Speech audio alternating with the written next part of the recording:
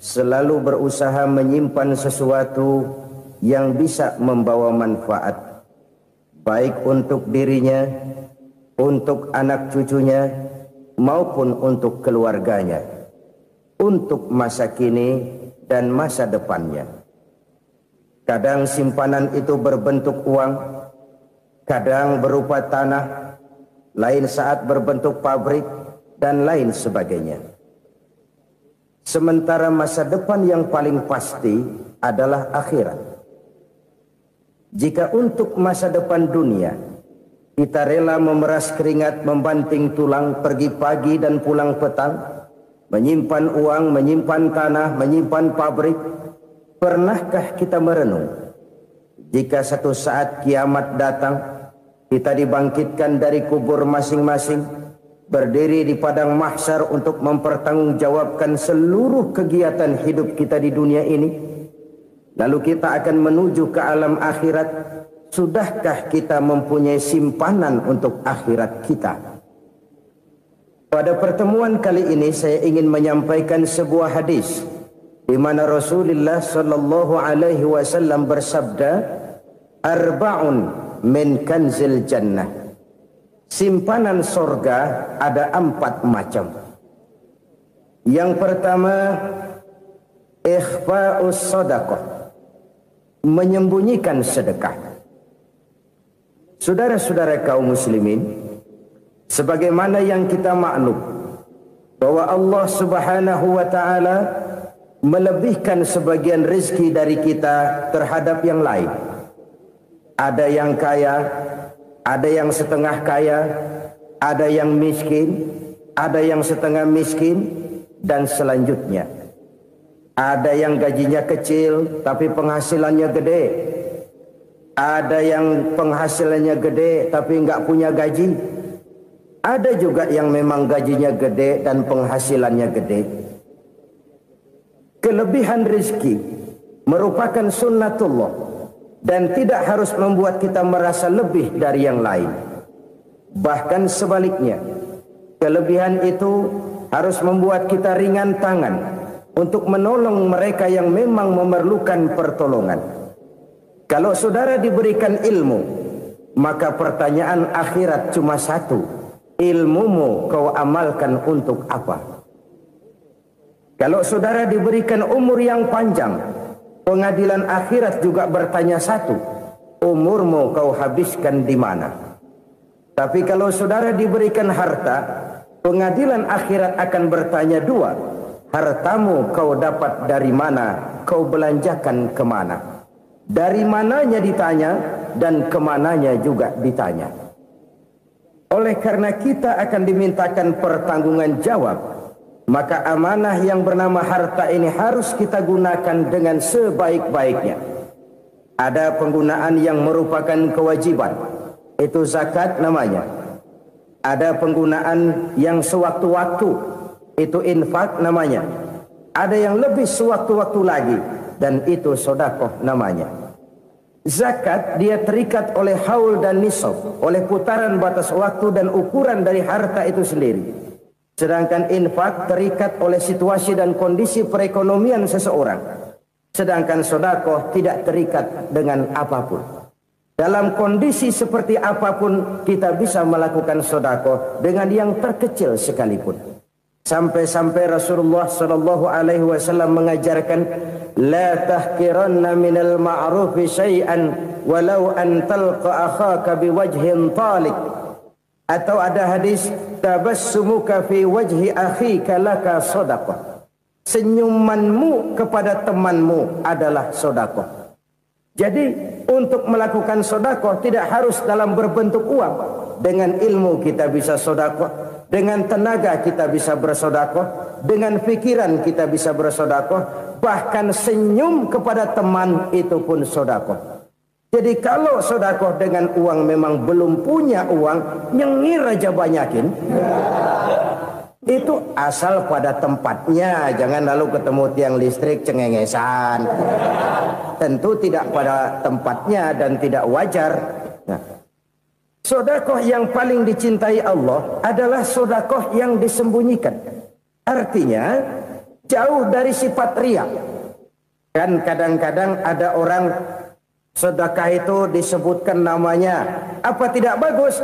Kalau memang niatnya ikhlas, ya bagus-bagus saja untuk memberikan sugesti kepada yang lain. Di Fulan bin Fulan nyumbang sekian, diumumkan. Boleh kalau niatnya untuk memberikan rangsangan kepada yang lain supaya dia menyumbang lebih besar dari orang tadi. Tapi kalau itu mendatangkan riya, maka sedekah yang paling dicintai Allah adalah sedekah yang disembunyikan. Tangan kiri saja tidak tahu apa yang diberikan oleh tangan kanan. Sedekah yang dilakukan dengan ikhlas akan merupakan perbendaharaan surga, tersembunyi dari pandangan orang lain, tidak seorang pun tahu. Karena memang sikap yang baik adalah melupakan kebaikan dan mengingat kesalahan. Itu salah satu ciri orang bahagia. Orang yang selalu mengingat kesalahannya dan berusaha melupakan segala kebaikannya. Kalau dia akan berada kebaikan, dia tidak bisa ikut, dia merasa rugi karena dia merasa belum pernah berbuat baik. Tapi kalau akan melakukan kesalahan baru, dia ingat kesalahan yang sudah-sudah, sehingga terhalang baginya untuk melakukan satu kesalahan baru. Demikianlah saudara-saudara, bahwa Allah melebihkan rizki sebagian kita dari yang lain, agar terjadi tolong-menolong dalam kehidupan ini. Jadi kesenjangan yang nature, kesenjangan yang alami, itu sunnatullah. Ada yang kaya, ada yang miskin, ada yang kelas menengah. Nah, kenapa lalu sekarang kita berusaha mengentaskan kemiskinan? Oleh karena adanya kesenjangan struktural. Kalau yang kaya bisa semakin kaya, kenapa yang miskin tidak bisa naik jadi ikut sedikit kaya? Sebab pada dasarnya Islam adalah agama yang sejak turunnya sudah berupaya memerangi kemiskinan. Bahkan dikatakan kemiskinan itu mendekatkan kepada kekufuran. Orang kalau miskin udah dekat banget sama kafir. Gampang menjadi kafir. Berapa banyak saudara-saudara kita yang oleh karena soal perut, oleh karena soal materi, terpaksa meninggalkan dan menanggalkan akidahnya. Menjual petunjuk yang diberikan Allah dengan kesenangan dunia yang cuma sebentar ini. Na'udzubillah, thumma na'udzubillah. Jadi makin kita sembunyikan satu sedekah, semakin banyak perbendaharaan kita di surga. Sedekah yang paling dicintai Allah adalah sedekah yang disembunyikan. Malahan ada seorang sufi, dia punya kebiasaan kalau pergi sholat Jumat dia bawa uang, itu uang dia taruh di bawah tikar masjid. Dia niat sedekah kepada siapa saja yang nemuin itu duit. Maksudnya apa? Supaya yang nemuin nggak tahu siapa yang punya duit. Demikian dia saking ingin menyembunyikan sedekahnya. Karena sifat riya itu bisa memakan amal kita sendiri. Riya itu termasuk menyebut-nyebut kebaikan kita. Orang yang suka nepuk dada, sedikit-sedikit ngitungnya kalau nggak gua. Tuh kalau nggak gua tuh. Tuh yang belas itu kalau nggak gua, kalau nggak gua. Iya kalau nggak lu kenapa emang? Orang yang suka menepuk jasad. Tuh biasanya memang begitu saudara-saudara. Kalau perang lagi berkecamuk, orang nggak sempat ngaku jadi pahlawan. Tapi begitu perang selesai, yang kagak kenal bedil ngaku pahlawan, mas. Itu sesuatu yang biasa. Oleh karenanya, orang-orang yang ikhlas dalam bersedekah, disembunyikannya sedekah itu, Allah cinta betul. Malahan ada hadis memberikan jaminan, inna sedaqatal mar'il muslimi tazidu fil umri wa tadfa'u mitatas su'i. Sesungguhnya sedekahnya seorang mukmin tazidu fil umri, bisa menambah umur panjang. Wa tadfa'u mitatas su'i, dan menyelamatkan manusia dari mati secara su'ul khatimah. Jadi siapa yang kepengen panjang umur, banyaklah sedekah. Yang bosan hidup, pelit terus. Sedekah menambah panjang umur dan menyelamatkan manusia dari mati secara su'ul khatimah. Pak, katanya umur itu nggak bisa ditambah, nggak bisa dikurangin. Kapan? Kalau ajal sudah datang. Wa idza jaa ajaluhum la yastakhiruna sa'atan wa la yastaqdimun. Kalau ajal datang tidak bisa dimajukan, tidak bisa dimundurkan. Itu kalau ajal sudah datang. Tidak bisa lagi umur ditambah dikurangi, sudah datang. Tapi kalau belum datang, itu kan haknya Allah. Mau ditambah, mau dikurangi, hak prerogatif Allah. Sebagai pencipta manusia, Allah maha kuasa dan maha mampu.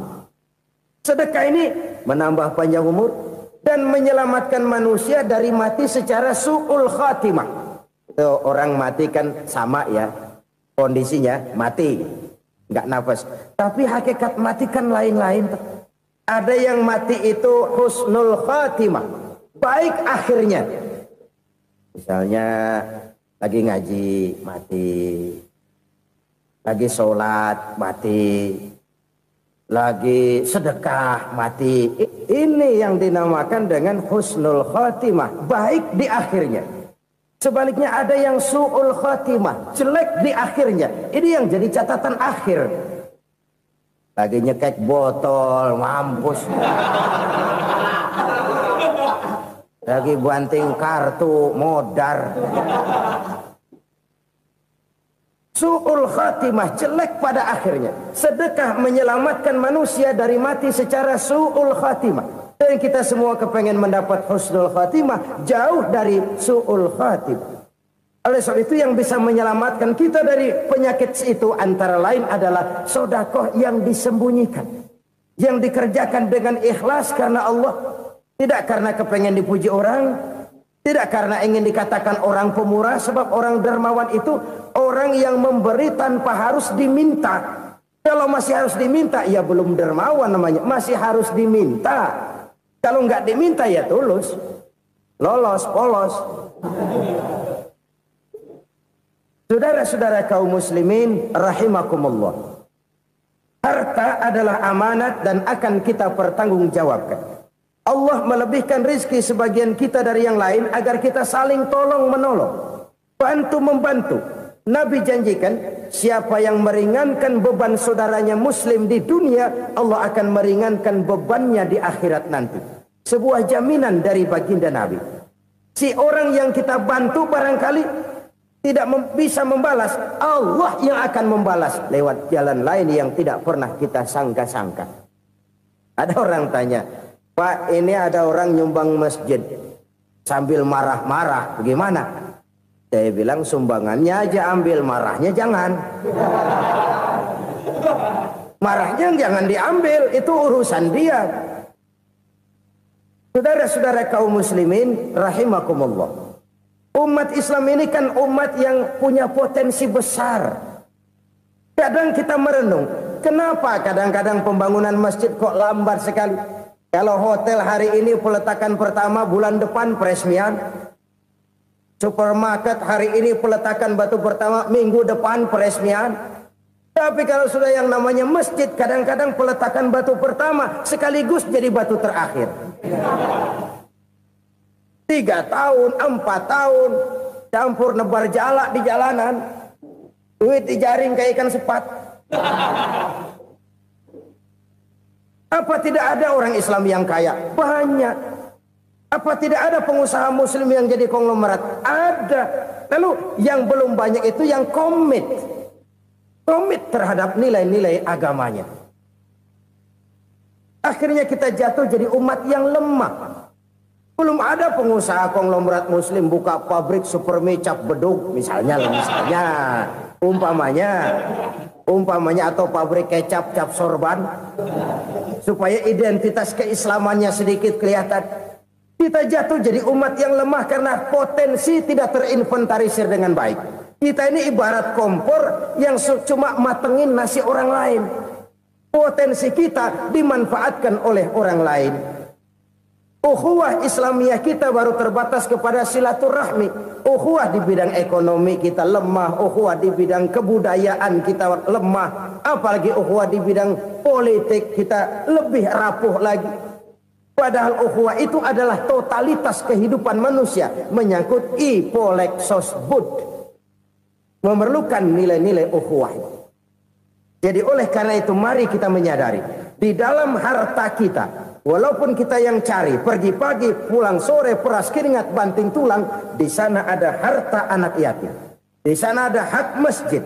di sana ada hak pesantren, di sana ada hak jihad. Berbahagialah seseorang apabila dia oleh Allah dijadikan keran. Keran itu menyimpan air, tapi tidak untuk dirinya, tapi disalurkannya kepada mereka yang memang memerlukannya. Saudara-saudara kaum muslimin rahimakumullah, ini yang pertama. Jadi perbendaharaan surga adalah menyembunyikan sedekah. Orang lain nggak tahu, kita pun nggak pernah ngitung-ngitung. Kita anggap lewat begitu saja, padahal itu deposit akhirat. Satu. Yang kedua, perbendaharaan surga itu apa?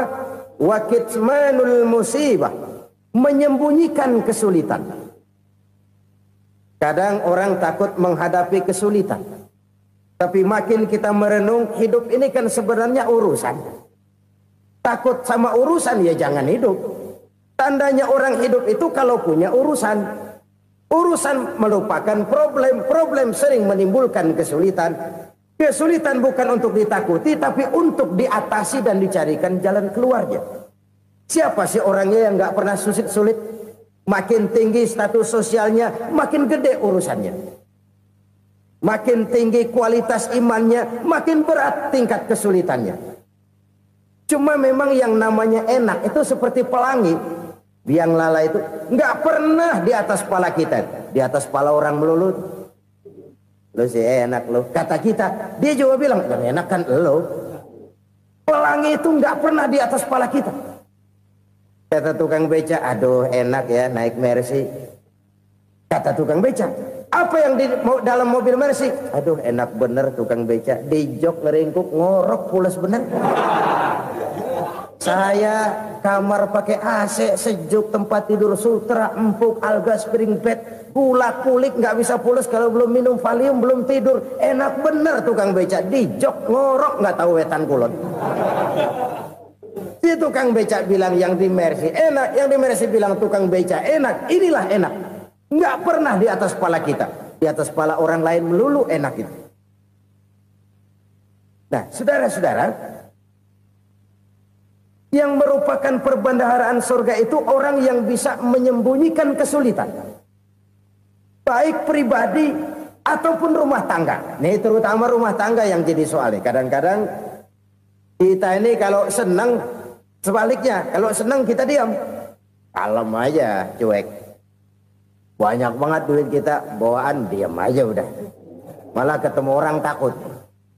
Tapi begitu susah, sekampung tahu. Padahal Nabi mengajarkan perbendaharaan surga itu menyembunyikan musibah, menyembunyikan kesulitan. Kalau enak, cerita sama orang-orang. Kalau nggak enak, rasain sendiri, tekan sendiri, atasin sendiri. Kita kan sebaliknya, senang kita diam, asal lagi susah, paling tidak kita nyari teman buat cerita kesusahan. Siapa orangnya yang nggak pernah susah? Cuma soalnya bagaimana kita mengatasi kesusahan itu sendiri. Begitu juga misalnya kalau orang sudah berumah tangga, itu orang tuanya harus menjadi tempat dia cerita yang enak-enak saja. Yang nggak enak rasain berdua, selesaikan berdua, atasin berdua. Jangan dibalik. Asal senang diam, giliran susah saja. Maknya laporan. Terbalik. Bisa menjaga security informasi. Maka nama bayam keluar diam, malah seluitan. Enak amat lo makan daging ayam. Security informasi.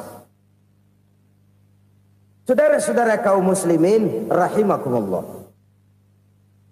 Ujian yang terberat itu yang pernah diberikan kepada para nabi, para rasul, para aulia, para ulama. Makin tinggi keimanan, makin berat bentuk kesulitan. Ayo saya kemukakan satu contoh saja. Ada seorang nabi yang kaya, nabi kaya, namanya Nabi Ayub. Iblis kalau orang begini kan keki, ibadahnya rajin, kaya. Nih yang kayak begini susah digodain. Kalau ibadahnya rajin, miskin, kali bisa disogok. Sini imannya mantap, ibadahnya rajin, kaya, nabi lagi. Oh, tapi namanya iblis nggak kurang akal. laporan. Tuhan, kenapa Les? Ya ini bahasa saya, bahasa Qur'annya sih nggak gitu. Itu hambamu yang namanya Ayub, dia rajin ibadah cuma karena dikasih kaya aja. Coba kasih miskin dia, berhenti dia sembahyang. Ah, kamu bisa aja. Saya tahu Ayub itu hambaku yang ikhlas. Saya buktiin Tuhan, silahkan. Dibuktiin lah, iblis turun ke alamin. Yang mula-mula dia lakukan, dia rusak sawah ladang Nabi Ayub. Dia binasakan binatang ternak Nabi Ayub. Sehingga dalam waktu singkat, jatuhlah Nabi Ayub dari orang paling kaya jadi orang paling miskin. Beliau masih ibadah di mihrab dalam masjid. Datang iblis. Saudara Ayub, ya, lagi ngapain? Ibadah. Nyembah Allah, nyembah Allah. Oh, percuma. Kenapa? Tuhan yang ente sembah nih, dia udah bikin miskin ente. Sawah ladang ente hancur lebur, binatang ternak binasa. Sekarang ente jadi orang paling miskin. Ngapain nyembah Tuhan kayak begitu? Tekor. Udah berhenti dah ibadah, berhenti ibadah. Ini iblis sama Tuhan laporannya lain, yang dikerjakan kepada Nabi Ayub juga lain. Benar begitu iblis, kata Nabi Ayub. Iya, sawah ladang saya habis, buras. Binatang ternak saya binasa, binasa. Saya miskin, bangpak. Apa jawab Nabi Ayub? Bukan innalillahi, ini hebat. Alhamdulillahillazi a'tani wa akhza minni. Segala puji bagi Allah yang telah memberikan harta kepada saya dan sekarang mengambilnya lagi. Alhamdulillah. Allah yang ngasih, Allah yang ambil. Itu mah urusan Allah. Iblis cuman ibadah jalan terus, sujud lagi Nabi Ayub. Iblis seleher gondok banget. Dasar Nabi nggak mempan dia apa-apain. Miskin malah alhamdulillah. Allah yang ngasih, Allah yang ngambil. Jadi kalau kita tidak komit, kita tidak terikat kepada kaya, miskin, senang, susah, apa yang bisa bikin kita susah? Jadikan kekayaan, kemiskinan, jadikan senang, susah sebagai anak buah yang bisa kita atur. Jangan kekayaan ngatur kita, jangan kemiskinan ngatur kita. Kita yang harus mengatur mereka. Senang, susah, kaya, miskin, bahagia, sengsara, jadikan itu anak buah yang bisa kita atur. Kalau sekarang kita kaya, lain saat boleh jadi kita miskin, semiskin-miskinnya. Allah yang ngasih, Allah yang ngambil. Tenaga mana yang bisa menghalangi? Ibadah jalan terus. Iblis makin gondok. Dasar Nabi loh. Akhirnya apa? Nabi Ayub dikerjain, diberikan penyakit. Demikian fatal penyakitnya. Bayangin, udah miskin sakit. Masya Allah. Miskin sakit. Sakitnya nggak lama, kira-kira 16 tahun. Istrinya 3, 2 mental minta ceraiin. Ngerawatin laki bengek begini. Senang belum tentu, susah udah pasti nih. Cerai aja, cerai dah. Cerai. Tinggal satu Siti Rahmah yang setia menemani beliau. Sesetia-setianya hati perempuan. Satu saat Siti Rahmah bilang, "Bang, iya, abang kan Nabi bang. Lalu, namanya Nabi kan doanya jarang meleset bang. Maksud kamu minta kenapa sih sama Tuhan biar abang sembuh baik dah bang?" Siti Rahmah, iya. Saya sakit berapa tahun sih dah? 16 tahun bang. Sebelum ini saya sehat berapa tahun? Ya kira-kira 60 tahun bang. Nah coba ente banding-bandingin Rahmah. Saya dikasih sehat 60 tahun. Dikasih sakit 16 tahun. Sudah nggak sabar. Mau doa kepada Allah minta sembuh. Saya malu. Malu kepada Allah. Diuji dengan yang luar biasa seperti ini. Tidak mengganggu stabilitas kehambaannya. Dia tetap menghamba kepada Allah subhanahu wa ta'ala. Saudara-saudara kaum muslimin rahimakumullah. Kunci menghadapi kesulitan itu apa? Allah jelaskan dalam satu ayat, wa basyiris sabirin alladzina iza asabathum musibah qalu inna lillahi wa inna ilaihi raji'un. Gembirakan orang-orang yang sabar. Siapa mereka itu? yang apabila mendapat musibah mereka kembali kepada keyakinan dasar segalanya dari Allah dan segalanya akan kembali kepada Allah. Ini konsepsi dasar dari sikap muslim dalam menghadapi berbagai kesulitan. Segalanya dari Allah, segalanya akan kembali kepada Allah. Kalau ini sudah kondisi dasarnya, maka kita akan lapang menghadapi kenyataan bagaimanapun pahitnya. Apakah itu namanya miskin, apakah itu namanya sakit, bahkan maut sekalipun. Maut sekalipun. Segalanya dari Allah, segalanya akan kembali kepada Allah. Ini sikap hidup, bukan sekedar ucapan. Kita kadang-kadang menjadikannya sebagai ucapan. Mulutnya sehingga berhenti, innalillahi wa inna ilaihi rajiun, tapi nangisnya terus gerung-gerungan. Bukan itu, ini kesadaran moral. Kalau segalanya dari Allah, segalanya kembali kepada Allah, kan sebenarnya cuma nunggu giliran. Hari ini saya nyembayangin dia, entah hari apa saya disembayangin orang. Hari ini saya antar dia ke kubur, entah hari apa orang nganterin saya ke kubur. Hari ini saya tahlilkan dia, entah nanti kapan orang tahlilkan saya. Segalanya dari Allah, segalanya akan kembali juga kepada Allah. Oleh sebab itu saudara-saudara, kesulitan bukan untuk ditakuti. Kesulitan justru untuk diatasi, dicarikan jalan keluarnya. Dan tidak ada orang yang tidak pernah mendapat kesulitan. Tidak ada. Semakin tinggi status sosial, semakin tinggi kualitas keimanan, semakin besar juga tingkat kesulitan. Hanya saja bagaimana cara kita mengatasinya. Dan Al-Quran menyatakan, inna ma'al usri yusra. Di balik kesulitan itu pasti ada kemudahan. Roda itu berputar. Karena itu Rasulullah sallallahu alaihi wasallam mengingatkan kepada kita, ta'arraf ilallahi firraha ya'rifka fisyiddah.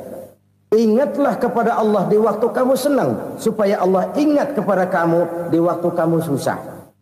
Kalau waktu senang kita ingat kepada Allah, kita susah, Allah tidak akan meninggalkan kita. Tapi kalau waktu senang kita jauh dari Allah, sujud tidak sempat, dengan masjid jauh, ketika senang kita lupakan Allah. Nanti begitu kita susah, Allah lupakan kita. Dan itu menyakitkan. Oleh karena itu orang-orang tua kita dulu bilang, kalau lagi sehat ingat-ingat, lu bakal sakit nanti. Kalau lagi kaya ingat-ingat satu saat kita bakal jatuh miskin.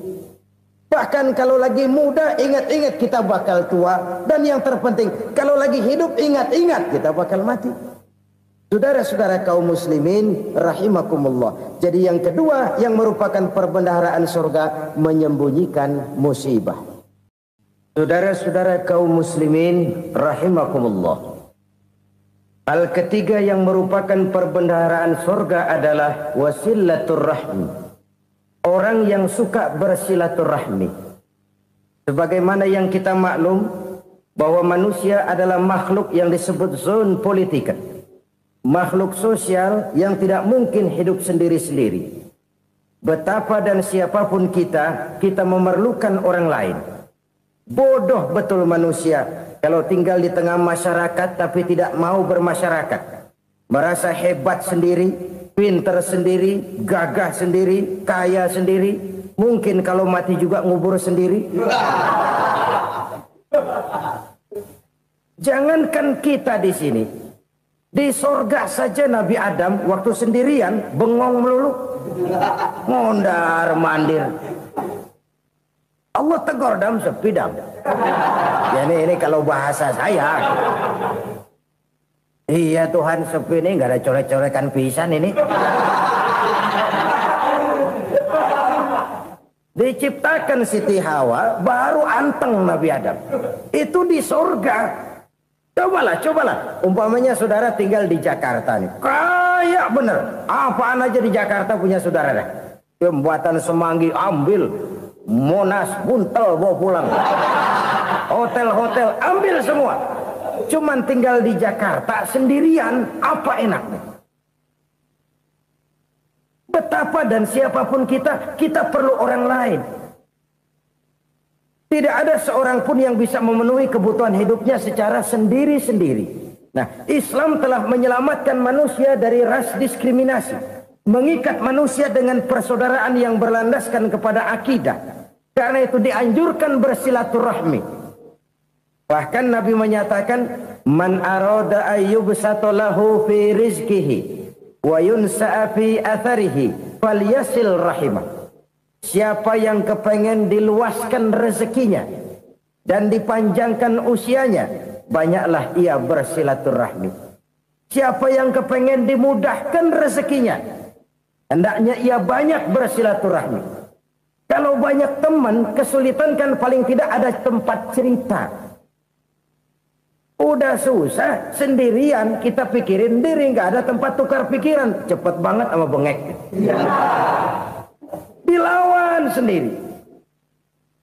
Nah, secara makro kita bisa berkata, tidak mungkin ada kemenangan kalau tidak ada kekuatan. Tidak ada kekuatan kalau tidak ada kesatuan dan persatuan. Tidak mungkin ada kesatuan dan persatuan tanpa semangat silaturahmi. Kalau umat Islam mau menang, dia harus kuat. Kalau umat Islam mau kuat, dia harus bersatu. Kalau umat Islam mau bersatu, dia harus membudayakan silaturahmi ini. Bahkan sampai-sampai kata Nabi, kalau bisa cari nilai tambah. Apa? Silman qata'ak. Bersilaturahmilah kau kepada orang yang marah denganmu. Masya Allah, indahnya ajaran agama kita. Orang yang marah pun kepada kita, kata Nabi, kalau bisa bersilaturahmilah kepadanya, kepada orang yang marah itu. Di situ nilai tambah.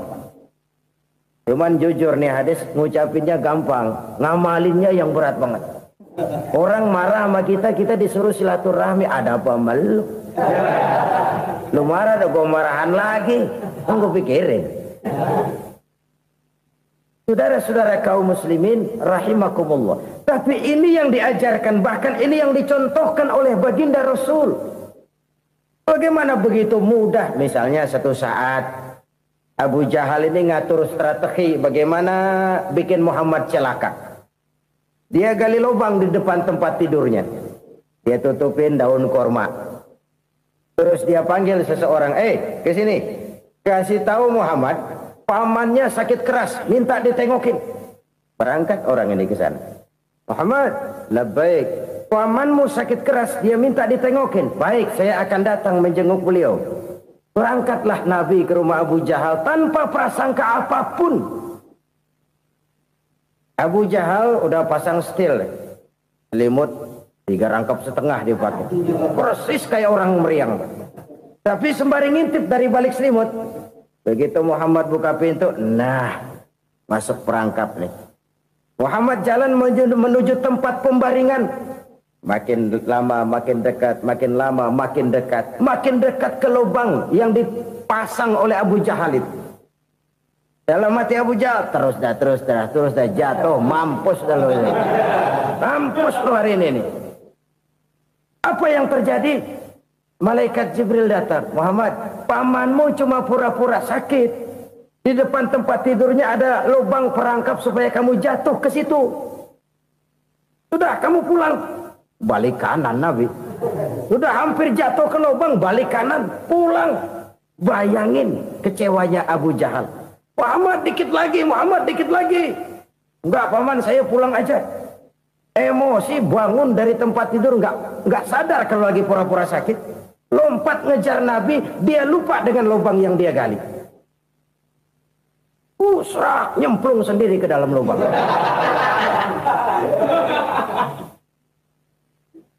Nabi terus berlalu. Ini terjadi keanehan. Jatuh ke lubang yang dia gali itu sebenarnya nggak terlalu dalam ya, antara 3-4 meteran lah. Tolong saya jatuh ke lubang ini. Datanglah pelayan-pelayannya itu. Angkat saya dari sini. Oh, yang ngulurin tambang. Satu gulung, belum juga nyampe itu tambang. Kurang, beli lagi ke warung. Sambung, ulur lagi, nggak juga bisa sampai. Wah, ini kerjaan Muhammad ini. Tolong, siapa salah seorang kamu ke rumah Muhammad, kasih tahu encangnya kecebur. Minta ditolongin. Sampaikan kepada Rasul. Kenapa? Pamanmu jatuh ke lubang, Muhammad minta tolong diangkatin. Tambang udah nyambung-nyambung nggak nyampe juga. Ya, nanti saya datang, saya tolong. Coba. Nyata-nyata orang berniat jahat mau mencelakakan dia. Datang dia menolong. Ini yang disebut air tuba dibalas air susu ya ini. Bukan sebaliknya. Air tuba dibalas air susu. Paman, kecebur ya? Iya Muhammad, tolong ini. Pegang tangan saya. Nabi ulurkan tangannya. Nyampe. Dipegang oleh Abu Jahal. Diangkat ke atas. Sampai atas. Apa kata Abu Jahal? Sihirmu memang hebat Muhammad. Udah ditolongin dikata sihir. Yang enak kita kemplang kan itu orang begitu. Urusan apa? Tapi inilah akhlak. Kalau bisa kamu bersilaturahmilah dengan orang yang marah kepadamu sekalipun. Orang marah kita tetap baik. So, kalau kita berbuat baik sama orang yang memang baik, rasanya sih biasa-biasa aja. Orang baik kita baik lagi, ya draw aja, belum ada nilai tambah di situ. Baru ada nilai tambah kalau kita bisa berbuat baik kepada orang yang nyakitin kita. Itu namanya kita setingkat di atas dia. Dia sakitin kita, kita berbuat baik sama dia. Dia pelit sama kita, kita baik sama dia. Dia marahin kita, kita deketin dia. Di situ kita punya nilai tambah. Jadi siapa yang ingin diluaskan rezekinya kata Nabi dan dipanjangkan umurnya, hendaklah ia banyak-banyak bersilaturahmi. Sederhana sebenarnya silaturahmi, tapi silaturahmi membangkitkan semangat kesatuan dan persatuan. Kesatuan dan persatuan melahirkan kekuatan. Dalam matematika 1 ditambah 1 pasti 2. Tapi di tengah masyarakat, 1 orang takut ditambah 1 orang takut, hasilnya jadi 2 orang setengah berani.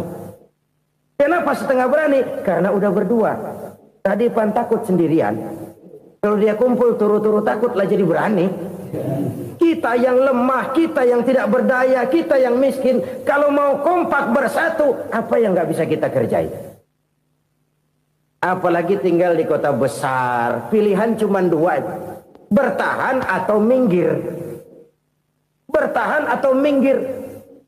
Untuk bisa bertahan harus mampu bersaing. Untuk mampu bersaing harus punya keahlian. Keahlian harus ditunjang dengan pendidikan. Ditambah oleh kekompakan sebagai umat. Udah miskin mencar mulu orang injak kita. Orang nggak pandang urusan apa yang malu.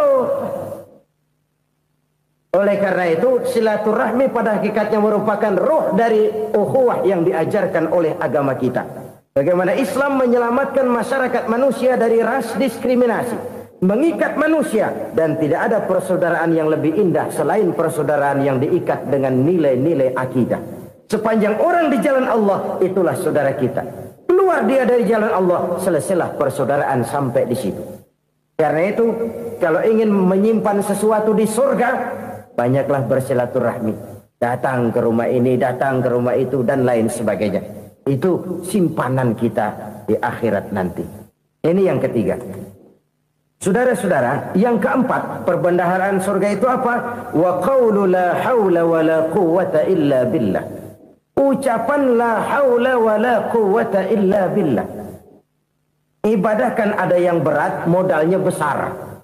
Bangun masjid berat, modalnya besar. Bangun rumah sakit berat, modalnya besar. Ada ibadah yang berat tapi modalnya ringan. Misalnya puasa. Puasa itu berat, mengendalikan nafsu. Kalau sekedar nggak makan nggak minum sih enteng, mengendalikan nafsu. Itu jihad terbesar, tapi kan modalnya ringan, cuma niat saja. Ini ibadah berat, modalnya ringan. Ada ibadah yang ringan, modalnya juga enteng. Seperti termasuk ucapan la haula wa la quwwata illa billah. Tanpa sadar, la haula wa la quwwata illa billah. Nyelengin tuh di surga. Nyelengin, kita nggak terasa, nyelengin simpanan akhirat. La haula wa la quwwata illa billah. Nyimpan lagi. Kaget, la haula wa la quwata illa billah, nyimpan lagi, banyak simpanan. Walaupun sebenarnya yang dimaksud di sini adalah kesadaran batin bahwa tidak ada daya dan kekuatan kecuali Allah. Itu intinya. Kita memulai pekerjaan disunahkan baca bismillah, kan begitu. Apa itu? Kesadaran moral Bahwa ini saya bisa kerjakan. Saya kerjakan ini dengan menyebut nama Allah. Kenapa? Kalau Allah tidak memberikan daya dan kekuatan, mana mampu saya kerjakan ini. Maka saya kerjakan ini dengan menyebut nama Allah. Bismillah. Kesadaran moral. Manusia hanya wajib berusaha, tapi nggak pernah wajib berhasil.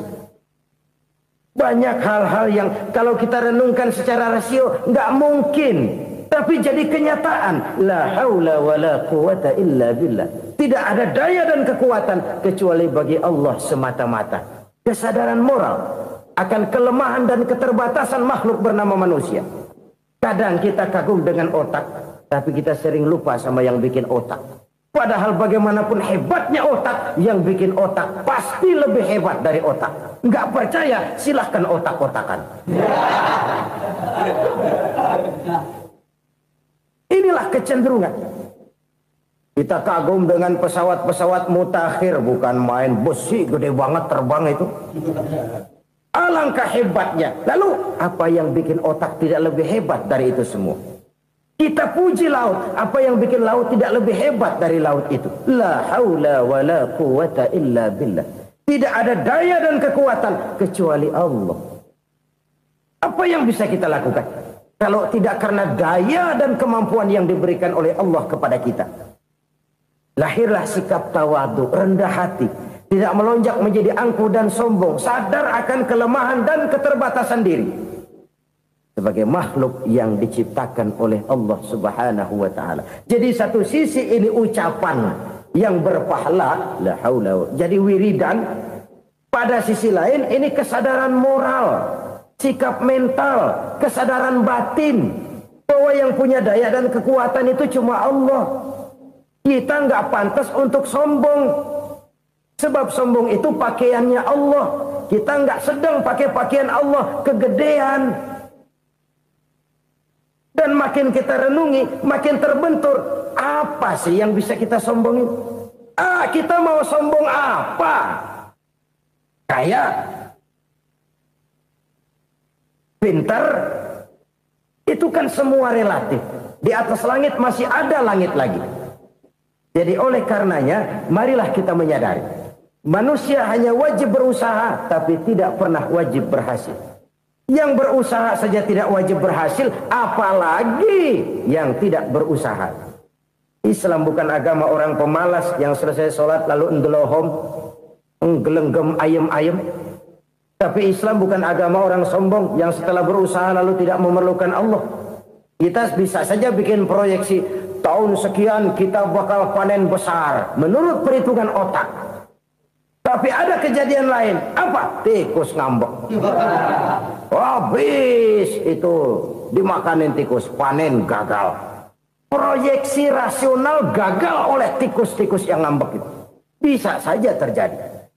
Tahun depan kita panen besar, urung. Kenapa? Musim panas panjang. Dan sekarang ini koran-koran bikin berita musim mengalami penyelewengan. Bukan cuma manusia yang nyeleweng sekarang. Musim pakai nyeleweng. Mestinya kan musim hujan udah selesai. Masih hujan-hujan juga. Musim. Nah sekarang kita boleh bikin proyeksi. Kita bakal panen besar. Tahu-tahu musim panas panjang. Sawah retak, air kering. Cari teknokrat yang paling botak. Suruh pendekin tuh musim panas. La haula wa la quwata illa billah. Inilah kesadaran moral. Saudara, saya teringat satu saat ada seorang konglomerat. Umurnya ya kira-kira 70-an. Satu saat dia ditanya oleh wartawan, "Pak, umur Bapak berapa sih?" "Ya paling 10 tahun." 10 tahun? 10 tahun? Anak Bapak berapa orang? Satu saja? Satu. Harta Bapak berapa? Ya paling-paling bangsa 7 juta kali. 7 juta? Iya. Pak, kenapa Bapak bohongi saya? Bapak punya buku biografi. Koran-koran, majalah-majalah banyak memuat cerita riwayat hidup Bapak. Saya tahu umur Bapak 70. Kenapa bilang cuma 7 tahun? Saya tahu anak Bapak 8. Kenapa cuma bilang 1? Saya tahu harta bapak miliaran, mungkin triliunan, pabrik di mana-mana, bank di mana-mana. Kenapa bilang uang bapak cuma 7 juta? Nah, kata si konglomerat tadi, kamu benar nak, kamu benar. Umur saya kalau jumlahnya memang 70 nak. Cuman ingat-ingat saya, baru 7 tahun terakhir ini saya sujud. Baru 7 tahun terakhir ini saya berusaha dekat dengan Allah. Saya laksanakan perintahnya, saya jauhi larangannya. 7 tahun inilah rasanya yang ada nilainya di hadapan Allah. Yang 63 tahun matong, kelabu, kelem umur gue. Habis untuk maksiat, untuk munkarat. Maka ketika ditanya tadi, umur saya 7 tahun itu. Oh begitu Pak. Oh iya. Lalu anak Pak. Anak bapak kan 8. Kenapa bilang cuma 1? Nah, kalau jumlah hitungannya memang anak saya 8. Tapi dari 8 orang ini rasanya cuma 1 nih. Yang bakal jadi buah hati, belahan jantung. Pelanjut cerita, penerus sejarah. Bakal jadi anak soleh yang akan mendoakan saya. Cuma 1 rasanya anak saya ini yang bakal jadi buah hati saya. Besar-besaran saya. Yang akan mendoakan di kubur saya. Yang akan mendoakan di akhirat saya. Yang 7 orang mana, Masya Allah, yang atu tenggeng, yang atu nyekek botol ngolo, yang atu nggak karu-karuan. Makanya saya bilang 1 anak saya yang akan bisa mendoakan saya. Oh begitu Pak. Iya. Nah harta Pak, harta bapak kan triliunan, pabrik bapak di mana-mana, uang bapak hampir di tiap bank-bank besar. Kenapa bilang cuma 7 juta? Betul kau nak. Harta saya kalau jumlahnya memang miliaran, triliunan mungkin. Tapi yang saya ingat baru 7 juta tuh yang saya belanjakan di jalan Allah. Saya nyumbang masjid, saya santuni yatim piatu, saya bantu pembangunan pesantren, saya bantu pembangunan rumah sakit Islam. Itu yang akan saya bawa pulang ke akhirat, yang 7 juta itu. Yang triliunan itu nanti akan diperebutkan oleh anak-anak saya sebagai waris saya. Jadi harta saya 7 juta itu yang bakal nemenin saya di akhirat. Yang akan saya bawa pulang jadi teman saya. Saudara-saudara kaum muslimin, jangan-jangan orang tua itu adalah kita-kita ini. Jangan-jangan kita-kita ini adalah orang tua itu. Jangan-jangan itu potret dari diri kita masing-masing. Dari sekian umur yang diberikan Allah, berapa tahun yang ada nilainya di hadapan Allah? Dari sekian anak-anak yang merupakan amanah, berapa yang akan mendoakan kita sebagai orang tuanya menjadi anak soleh? Dari sekian banyak harta yang diberikan Allah, berapa yang akan kita bawa pulang menghadapnya nanti, yang kita belanjakan di jalan Allah? Ini sebuah potret kehidupan. Karena itu kita kembali kepada la haula wa la quwwata illa billah. Kita wajib berusaha, kita wajib berikhtiar. Selebihnya, segala daya dan kekuatan hanya milik Allah saja semata-mata. Satu kesadaran batin dari setiap pribadi muslim. Setelah ia berusaha dan berikhtiar, ia menyerahkannya kepada Allah Subhanahu wa ta'ala. Jadi, satu sisi ini merupakan wiridan ucapan yang mengandung pahala. Pada sisi lain, ini merupakan sikap batin dari seorang muslim di dalam ia menghadapi realitas kehidupan ini. Saudara-saudara kaum muslimin, rahimakumullah. Kalau ini kita jadikan satu basis kehidupan, maka ini akan menyelamatkan manusia dari kemungkinan tergelincir menjadi orang yang lupa diri dan lupa darat. Sebab itu Imamul Ghazali berpesan, jadidis safinah fa innal bahra amiq wa khuziz zad fa inna safara ba'id wa khaffifil hamla fa innal hamla sadid. Perbarui selalu kapalmu karena lautan sangat dalam. Bawa bekal yang banyak karena perjalanan ini sangat jauh. Ringankan beban karena kebanyakan beban akan menyakitkan. Alangkah indah kalimat ini, alangkah dalam makna yang terkandung di sana. Perbarui selalu kapalmu karena lautan sangat dalam. Apa artinya ini? Jaga mentalmu baik-baik. Pelihara imanmu baik-baik karena hidup penuh cobaan seperti lautan. Kita kalau berlayar di lautan kan kadang-kadang tenang, angin bertiup sepoi-sepoi basah. Jika malam datang bintang gemintang bertabur menghias cakrawala. Rembulan memantulkan sinarnya dengan indah. Dalam keadaan begitu berlayar enak. Tapi lain saat ombak menggunung, halilintar menyambar, angin topan bertiup. Berapa banyak sudah saudara-saudara kita yang tenggelam di lautan dunia tanpa sadar bahwa dia belum sampai kepada pantai yang akan dituju. Berapa banyak sudah saudara-saudara kita yang tenggelam di lautan dunia ini tanpa sempat bangkit lagi. Dia menyangka sudah sampai kepada tujuannya. Hati-hati kapal jangan sampai bocor karena lautan sangat dalam. Iman ini jaga baik-baik karena hidup penuh dengan ujian. Wa khuzizat fa inna safar ba'id. Bawa bekal yang banyak karena perjalanan sangat jauh. Saudara mau ke Bandung, bawa duit. Saudara mau ke Surabaya, banyakan lagi duitnya.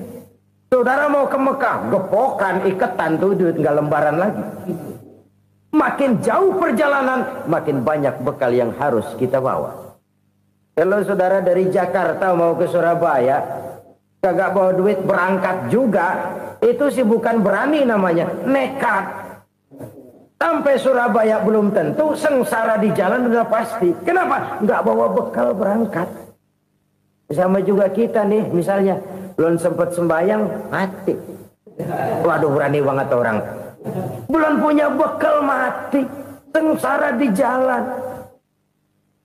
Atau bekal tidak cukup. Dari Jakarta saudara mau ke Surabaya, bawa duit 500 perak.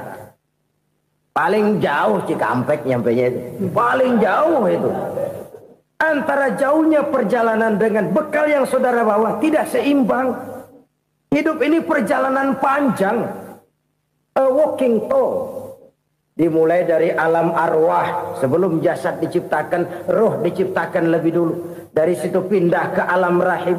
Dari alam rahim pindah ke alam dunia. Dari alam dunia pindah ke alam barzah. Baru menuju akhirat. Satu perjalanan panjang. Kalau bekal tidak bawa, sengsara di jalan. Bawa bekal yang banyak karena perjalanan ini sangat jauh. Wa khaffifil hamla, ringankan beban karena beban itu cuma akan menyulitkan. Kalau bekal itu sih keperluan, tapi beban nggak kita perluin, cuma ngeberat-beratin. Apa ini beban? Dosa, kecurangan, kebatilan, kezoliman, ketidakadilan, kesewenang-wenangan. Itu akan jadi beban kita di akhirat. Alangkah celakanya, perjalanan panjang, bekal tidak bawa, beban kelewat banyak, alamat sengsara di jalan. Pahala tidak ada, dosa berlipat ganda.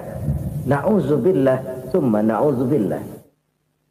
Kalau kita rangkum nasihat Al-Ghazali dengan kisah si konglomerat tadi, kita akan mengambil kesimpulan. Pertama, bekal terbaik dalam menghadapi gejolak kehidupan ini tidak lain adalah iman. Yang kedua, pahala dan dosa. Dua hal kontroversial. Pahala adalah bekal, dosa adalah beban. Tapi kita sekarang kan tidak begitu terangsang kepada yang abstrak. Orang berlomba mencari yang konkret-konkret saja. Yang real. Kalau memang dosa, benjol dong. Kira-kira begitu. Kira-kira begitu. Persis orang Yahudi dulu. Orang Yahudi itu kan pernah minta kepada Nabi Musa.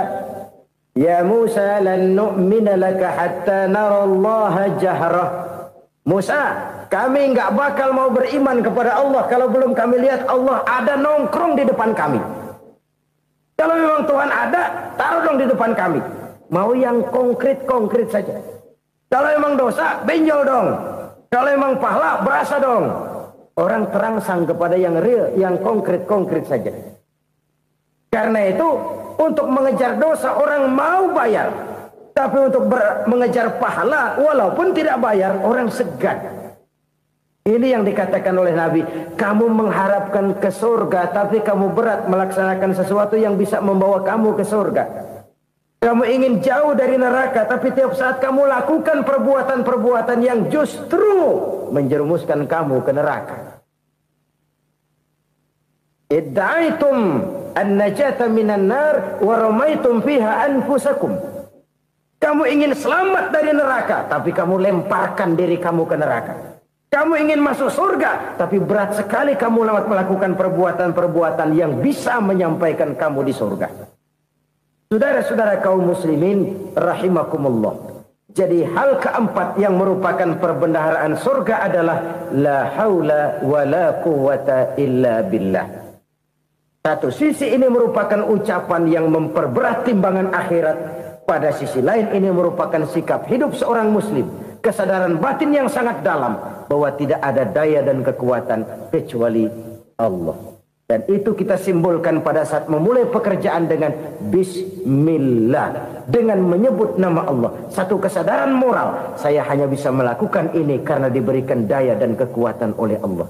Lahirlah sikap tawadu, rendah hati, tidak melonjak menjadi angkuh dan sombong. Saudara-saudara, sampai sini dulu jumpa kita kali ini. Semoga 4 perbendaharaan surga ini dapat kita lakukan, yang kelak akan merupakan bekal kita di kemudian hari nanti. Amin ya rabbal alamin. Bapak-bapak, ibu-ibu, saudara-saudara kaum muslimin rahimakumullah. Di dalam kehidupan kita sebagai seorang muslim, minimal 5 kali dalam sehari semalam kita mendengar seruan untuk mendirikan solat yang disebut azan. Ada kalimat menarik di dalam kalimat azan itu, yakni seruan hayya 'alal falah, marilah menuju kepada keberuntungan, marilah meraih kemenangan. Seruan ini adalah kecenderungan dari setiap manusia, apapun warna kulitnya. Artinya, setiap orang dalam hidup selalu ingin meraih dan mencari kemenangan. Kemenangan akan melahirkan kepuasan batin, dan kepuasan batin memberikan kebahagiaan. Sedangkan kekalahan melahirkan penderitaan batin, dan penderitaan batin menjerumuskan seseorang di dalam berbagai bentuk kerugian. Jikalau inilah seruan azan, maka masalahnya ialah apa yang menyebabkan kita meraih kemenangan. Al-Quranul Karim memberikan tuntunan dan ajaran kepada kita bahwa orang-orang yang memperoleh kemenangan itu tidak lain adalah orang-orang yang bertakwa. Hanyalah mereka yang bertakwa kepada Allah Subhanahu wa ta'ala pada akhirnya akan tampil sebagai pemenang. Lalu siapa orang yang bertakwa itu? Dijelaskan dalam awal-awal Al-Baqarah, orang yang bertakwa yang akan meraih kemenangan. Pertama, allazina yu'minuna bil ghaib, yaitu orang-orang yang beriman kepada yang gaib. Percaya bahwa ada alam yang gaib, alam yang abstrak, alam yang tidak bisa dijangkau oleh salah satu daripada panca indera kita. Mereka percaya dan beriman kepada adanya malaikat, beriman kepada adanya iblis dan jin, beriman kepada adanya alam kubur, beriman kepada adanya alam mahsyar, beriman kepada adanya alam akhirat, beriman kepada adanya surga dan neraka. Beriman bukan cuma sekedar beriman dalam ucapan bibir saja, tetapi beriman yang nilai iman itu mampu mewarnai gerak dan gaya hidupnya. Iman yang meresap sampai ke tulang sumsum, kemudian memberikan dampak positif di dalam kehidupan manusia. Alam, kita tahu, adalah sesuatu yang selain Allah, dan Allah bukanlah alam. Apapun namanya selain daripada Allah, itu adalah alam. Alam pada hakikatnya terbagi menjadi 2. Ada alam syahadah, alam nyata, alam konkret, alam yang bisa dijangkau oleh salah satu indera kita. Kemudian ada alam ghaib, alam yang tidak bisa dijangkau oleh panca indera kita, alam metafisika, alam abstrak, alam yang wajib kita imani keberadaannya. Kita percaya bahwa malaikat itu ada, Kita percaya kepada jin, bahwa jin itu ada. Kita percaya kepada adanya iblis dan setan. Bukan percaya kepada iblis dan setannya, percaya bahwa iblis dan setan itu ada. Itu termasuk salah satu daripada sifat orang yang bertakwa kepada Allah. Saudara-saudara kaum muslimin rahimakumullah, kecenderungan pembangunan yang lebih bersifat materialistis biasanya menggeser aspek kehidupan rohani. Orang berpikir empiri, dan dalam pola pikir yang demikian maka alam gaib tidak lagi mendapat perhatian. Aspek kehidupan yang bersifat rohaniah malah mulai ditinggalkan. Akibatnya terjadilah kepincangan di dalam kehidupan kita. Pernah ada satu pengalaman pribadi dalam perjalanan kembali ke tanah air. Dalam pesawat di sebelah kanan saya duduklah seorang Jerman namanya Heiner Simonsen. Iseng saya ajak kenalan, saya ajak ngobrol, saya tanya dia. Saya bilang, Mas Heiner ini, kalau pesawat yang kita tumpangi ini jatuh ke bawah, kira-kira apa yang bakal terjadi, Mas? Dia bilang, kita semua akan mati. Begitu? Iya. Oke. Apa itu mati? Tanya saya. Dia bilang, untuk tahu apa itu mati, kita harus tahu lebih dahulu apa itu hidup. Saya pikir nih bule bisa ngomong juga. Baiklah kata saya. Apa hidup menurut Anda itu? Oh, hidup itu dia bilang, kalau seluruh anggota badan kita bekerja secara normal, paru-paru memompa darah secara normal, jantung berdetak secara normal, sel-sel tubuh bekerja secara fit, dan organisme tubuh hanya mau bekerja secara normal, dia bilang, kalau kita memberi makan yang cukup, menu yang teratur, dan gizi yang lengkap. Saya bilang, kesimpulannya apa, Ner? Dia jawab, hidup adalah dari tangan ke mulut. Life is from the hand to the mouth, kata dia. Hidup adalah dari tangan ke mulut. Jadi masalah hidup tidak lebih daripada masalah isi perut. Orang pergi pagi, pulang sore, peras keringat, banting tulang, perut yang dibelain. Saya bilang, you are wrong. Sampean salah, Ner. Kamu orang Islam bukan? Bukan. Pantas. Kenapa saya salah? Dia bilang, ya jelas salah. Salahnya di mana? Kamu ini manusia. Kalau hidup cuma dari tangan ke mulut, saya bilang, kambing di kampung saya juga begitu pikirannya, Ner. Itu kambing di kampung saya, asal perutnya kenyang, sudah hidup dia. Perkara besok bagaimana, lusa prospeknya macam mana, bulan depan ada apa, kambing nggak pernah mikir.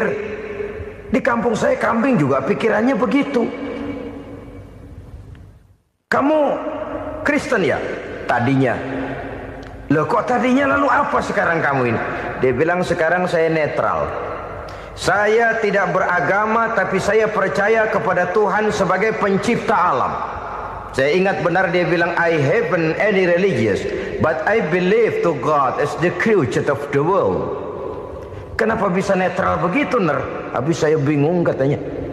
Islam bilang Islam baik, Kristen bilang Kristen baik, Hindu Buddha bilang Hindu Buddha baik, semua agama baik. Saya netral sekalian, nggak beragama. Yang penting saya percaya kepada Tuhan. Saya bilang, Ner, kamu ini kayak orang mau beli celana, lalu bingung. Yang satu bilang Levi's bagus, yang satu bilang Blue Jean hebat, yang satu bilang Wool England hebat. Celana ini hebat, celana itu bagus, celana ini hebat. Semua celana bagus, kamu bingung. Akhirnya netral, tidak pakai celana. Itu juga salah. Saya pikir-pikir, kemudian saya melihat bahwa dua pola berpikir Heiner ini nampaknya sudah mulai menggejala di lingkungan masyarakat bangsa kita. Disadari atau tidak, secara jujur kita harus berkata, dua pola pemikiran Heiner ini mulai berkembang di tengah masyarakat bangsa kita. Pertama, pola pikir materialisme. Hidup adalah dari tangan ke mulut. Masalah hidup tidak lebih masalah isi perut. Itu yang perlu dibela, dan disitulah arti kehidupan. Pergi pagi, pulang sore, peras keringat, banting tulang untuk mempertahankan perut. Kalau sudah kemari cara orang berpikir, maka buat apa percaya kepada yang gaib? Untuk apa sholat? Untuk apa puasa? Untuk apa zakat? Untuk apa menghadiri majelis taklim? Tanpa kepercayaan kepada yang gaib, hidup berjalan menurut alur empiris dan materialis. Kalau sudah ke sana cara orang berpikir, biasanya orang lalu cenderung menghalalkan segala cara. Hanyalah orang yang percaya bahwa akhirat ada. Hanyalah orang yang percaya bahwa alam kubur itu ada. Hanyalah orang yang percaya bahwa malaikat itu ada, hidupnya akan lebih terarah dan terkendali. Karena kepercayaan kepada yang gaib, yang merupakan fase daripada kehidupan setelah hidup yang sekarang ini, mewarnai gerak pribadi seseorang di dalam dia melakukan kegiatan hidupnya. Pola berpikir materialisme, disadari atau tidak, mulai menggejala di lingkungan masyarakat bangsa kita. Hidup tidak lebih dari urusan tangan ke mulut, mulut ke tangan, tangan ke mulut. Asal perut sudah kenyang, hiduplah sudah. Perkara bagaimana prospek hari yang akan datang, bagaimana akhirat, tidak jadi persoalan. Ini yang oleh Nabi diperingatkan, ad-dunya sijnul mu'min wa jannatul kafir. Dunia adalah penjara bagi orang beriman dan surga bagi orang kafir. Dulu di zaman Belanda hadis ini pernah disalah tafsirkan, disalah artikan, digunakan sebagai senjata untuk mengkebiri dan membuat impoten umat Islam. Sudahlah, umat Islam gak usah macam-macam, kata Belanda. Dunia ini kan penjara buat orang Islam, surga buat orang kafir. Di penjara jangan bertingkah.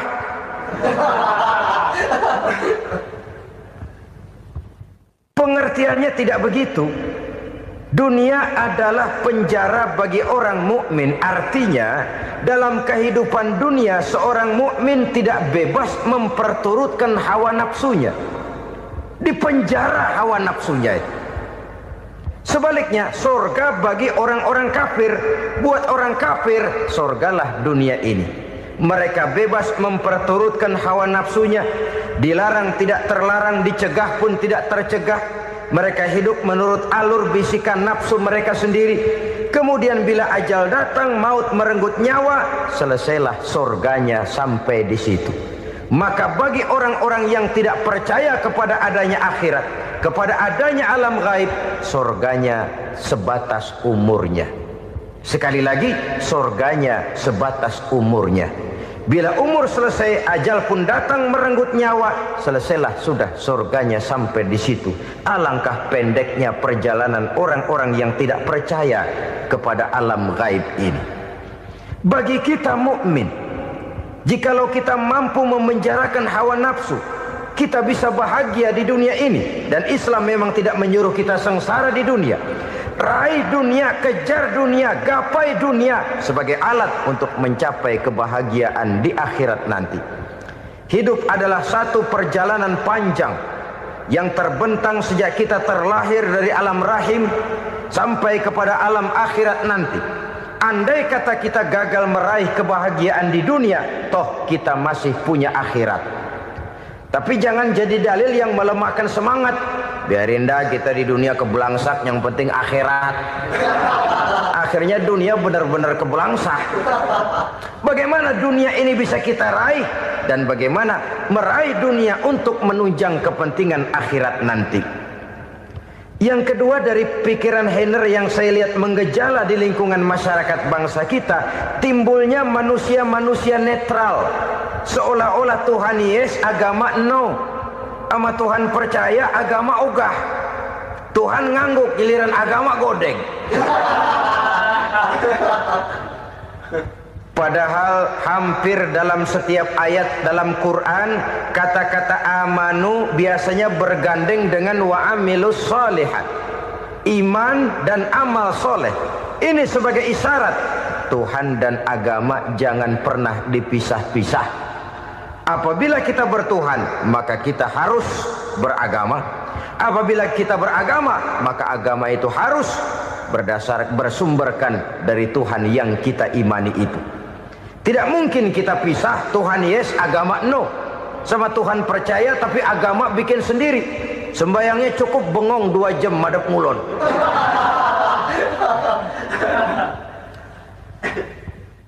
Saudara-saudara kaum muslimin rahimakumullah. Jadi dengan demikian, agama yang kita akui merupakan unsur mutlak di dalam pembangunan sekarang ini, merupakan bagian dari kehidupan yang menuntun kita bahwa di balik alam nyata ini, di balik alam syahadah ini ada alam gaib.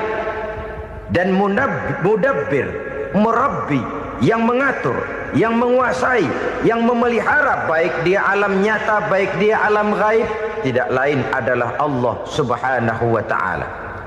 Di sana ada satu super power, satu maha kekuatan yang kita perlu bersandar kepadanya. Sebagai makhluk nyata yang hidup di alam nyata, berbuatlah secara nyata sebagaimana harusnya kita berbuat. Karena Islam jelas bukan agamanya orang pemalas. Islam jelas bukan agamanya orang yang mengajarkan setelah selesai sholat boleh duduk, nggelenggem ayam-ayam, ndelohom, menghitung bintang di langit sambil menunggu keajaiban. Tidak. Islam adalah agama yang mengajarkan apabila sholat sudah selesai kamu kerjakan, bertebaranlah di permukaan bumi, cari karunia Tuhanmu. Jangan hidup berpangku tangan menunggu keajaiban. Karena hidup bukan undian. Jangan berharap untung besar tanpa mau peras keringat. Tapi di sebalik itu toh kita juga harus yakin bahwa di sisi usaha nyata yang kita lakukan ada satu super power, satu maha kekuatan gaib yang menentukan berhasil dan tidaknya usaha kita. Kepercayaan kepada hal semacam inilah yang mendorong kita untuk mempunyai sandaran vertikal, agar jikalau usaha ini berhasil, kita tidak lupa diri dan lupa daratan. Jikalau usaha ini gagal, kita tidak putus asa dan buruk sangka, tidak cupik pandangan dan sempit hati, tapi mampu melihat persoalan dengan kacamata putih sambil husnuzon kepada Allah Subhanahu wa ta'ala. Kita percaya malaikat itu ada. Ada yang namanya raqib dan atid, mengawasi gerak hidup kita sampai kepada gerak hati kita. Ini memberikan sugesti agar kita berhati-hati. Tidak sejengkal tanah pun kita bisa berlindung dari pengawasan raqib dan atid. Ada munkar nakir yang akan menyoal kita di alam kubur. Ada malaikat Malik, penjaga neraka. Ada malaikat Ridwan yang menjaga surga. Kita percaya kepada adanya jin, kita percaya kepada adanya setan, iblis. Percaya kepada adanya, bukan mempercayai si setan, si iblis lalu menjadikannya sebagai teman. Tidak. Percaya bahwa mereka itu ada dan merupakan makhluk Allah yang gaib, yang diciptakan Allah Azza wa Jalla. Kepercayaan kepada alam gaib memberikan motivasi terhadap gerak lahir manusia, sehingga dengan motivasi kepercayaan kepada yang gaib, gerak lahir jadi lebih terarah, jadi lebih terpelihara. Pernah seseorang bertanya, "Pak, apakah adanya akhirat bisa dibuktikan secara ilmiah?" Saya bilang tidak bisa, tidak bisa. Kenapa? Karena yang berangkat nggak pernah pulang kembali lagi. Kalau dia pulang kemari bisa kita tanya bagaimana enak di sono. Cuma secara moral saya katakan, lebih beruntung orang yang percaya kepada akhirat daripada yang tidak. Sekarang saudara percaya akhirat ada, lalu saudara baik-baik di dunia, sholat, puasa, zakat, menolong orang lain, menebarkan kebajikan. Saudara mati, andai kata akhirat tidak ada, toh dalam hidup saudara sudah berbuat baik. Paling tidak nama saudara akan dikenang sebagai orang baik. Sebaliknya, saudara percaya, kata saya, bahwa akhirat tidak ada, lalu hidup semau-maunya, tenggelam dalam maksiat dan munkarat, menentang Allah, tidak mau ruku dan sujud. Lalu saudara mati, kemudian akhirat ada, ayo mau apa? Bekal tidak punya. Jadi secara moral lebih beruntung orang yang percaya kepada adanya akhirat daripada yang tidak percaya. Dan itu alam gaib yang tidak bisa dibuktikan secara eksat. Jangankan untuk membuktikan seperti itu, dalam kehidupan sehari-hari saja yang kita rasakan tidak selalu berbentuk toh. Angin, bagaimana sih bentuknya angin? Kita tidak tahu. Merah, buktinya kalau dikerok merah. Yang merah itu kulit, yang kulit kita bukan anginnya. Sakit, rasa sakit itu ada, tapi bagaimana bentuk sakit kita nggak pernah tahu. Kalau kita makan cabai pedas, bagaimana bentuk pedas itu tidak ada, tapi rasa ada. Bentuk pedas hijau, cabainya bukan pedasnya. Tidak semua yang kita rasakan bisa kita gambarkan dalam bentuk yang konkret. Oleh karena itu, sekali lagi bahwa kepercayaan kepada alam yang gaib mampu memberikan satu sugesti yang menata kehidupan seseorang lebih lurus, lebih terarah, dan lebih terkendali. Maka wajar kalau kepercayaan kepada yang gaib mengantarkan seseorang untuk meraih kemenangan. Kenapa? Dia percaya kepada yang gaib, bahwa akhirat ada, bahwa alam kubur ada, bahwa pertanggungan jawab itu ada. Maka dia lalu tidak hidup saenae udele dewe, itu loh. Tidak hidup menurut seleranya sendiri, terarah, teratur. Ini cirinya yang pertama. Orang bertakwa yang akan meraih kemenangan, mereka beriman, mereka percaya kepada yang gaib. Bahkan hal-hal konkret saja selalu berangkat dari yang gaib. Saudara-saudara, para remaja, para pemuda sekarang ini tidak pernah tahu toh siapa yang akan jadi teman hidup saudara. Kita bisa saja ngerancang, mentargetkan, tapi toh akhirnya yang namanya jodoh bukan kekuasaan kita. Rezeki di luar kemampuan kita. Begitu juga ajal. Maut, jodoh, ajal adalah contoh-contoh konkret bahwa pada akhirnya yang gaiblah yang menentukan. Bertahun-tahun ngelancong, emang jodoh seret, nggak jadi.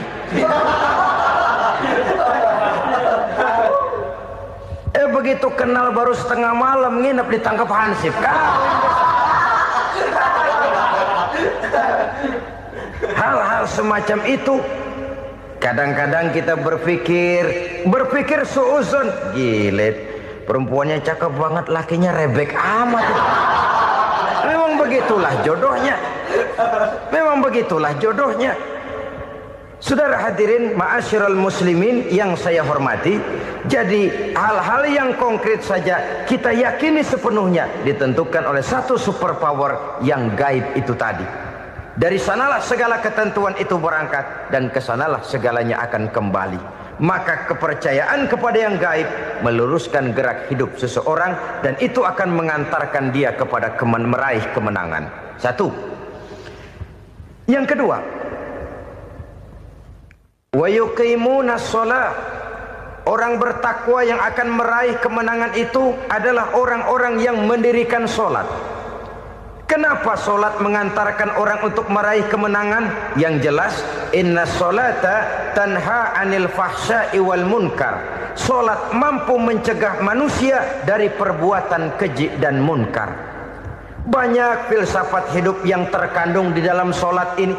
Sejak kita wudhu sampai kita menghadap ke arah kiblat, sampai kita melakukan gerak-gerak sholat, bacaan-bacaan yang ada di dalam sholat, lalu sampai kepada mengucapkan salam. Banyak filsafat hidup yang terkandung di dalam sholat. Umpamanya saja, setelah takbiratul ihram mulai kita dengan sholat dalam posisi berdiri, diajarkan dalam kitab-kitab fikih agar kita melihat ke arah tempat sujud. Ini kan filsafat kehidupan. Kalau kamu sholat dalam posisi berdiri, lihat tempat sujud.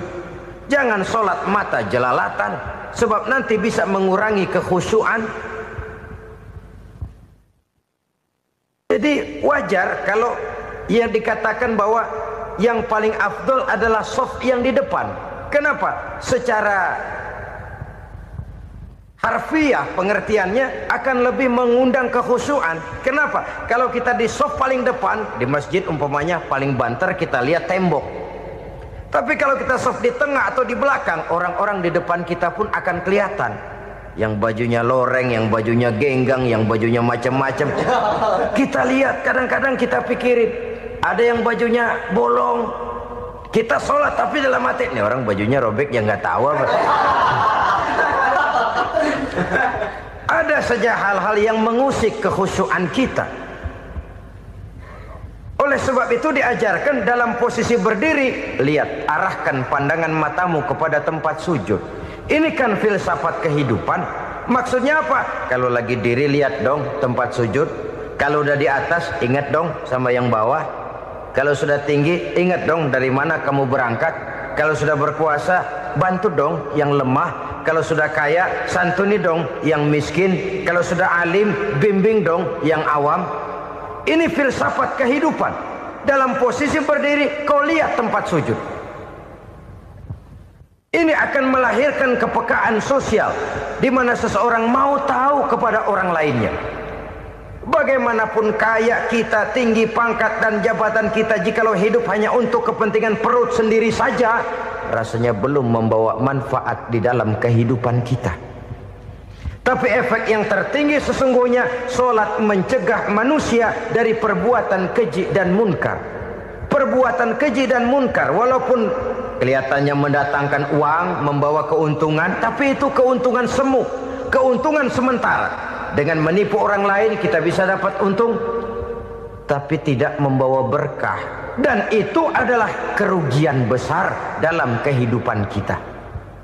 Maka untuk meraih kemenangan harus dimulai dengan membentuk kepribadian yang tegar, memiliki sandaran vertikal yang langsung kepada Allah Subhanahu wa ta'ala. Dan itu hanya bisa kita tempuh melalui jalur ibadah formal yang sudah ditentukan Allah, yakni sholat yang 5 waktu. Untuk memperkuat itu ada sholat-sholat sunnah, rawatib, nawafil sebagai terminal-terminal kontrol cadangan untuk memelihara stabilitas temperatur batin di dalam kita berhubungan dengan zat yang maha gaib, yaitu Allah Subhanahu wa ta'ala. Orang sering bertanya, Pak, itu tetangga saya nggak sholat, duitnya nggak habis-habis, Pak. Nggak sholat tapi mobilnya tambah terus. Nggak sholat tapi usahanya makin maju.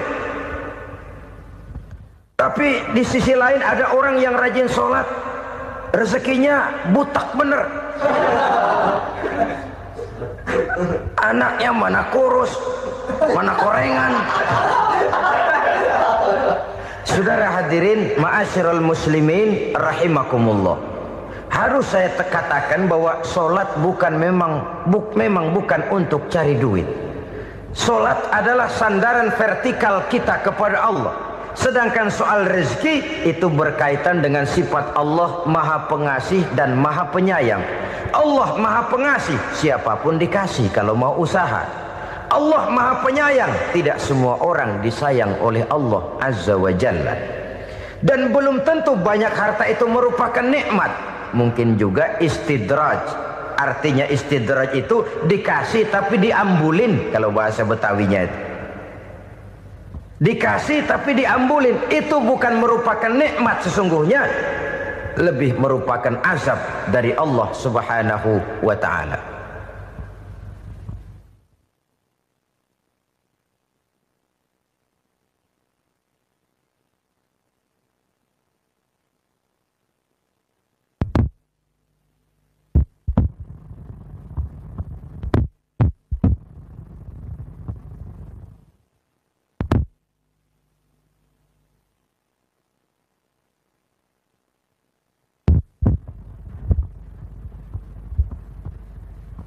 Agama mempunyai sistem sholat, dan kita umat Islam telah dituntun oleh Allah Subhanahu wa ta'ala yang wajibnya 5 kali dalam sehari semalam mendirikan solat, dan itu tentu berada dalam jangkauan kemampuan manusia.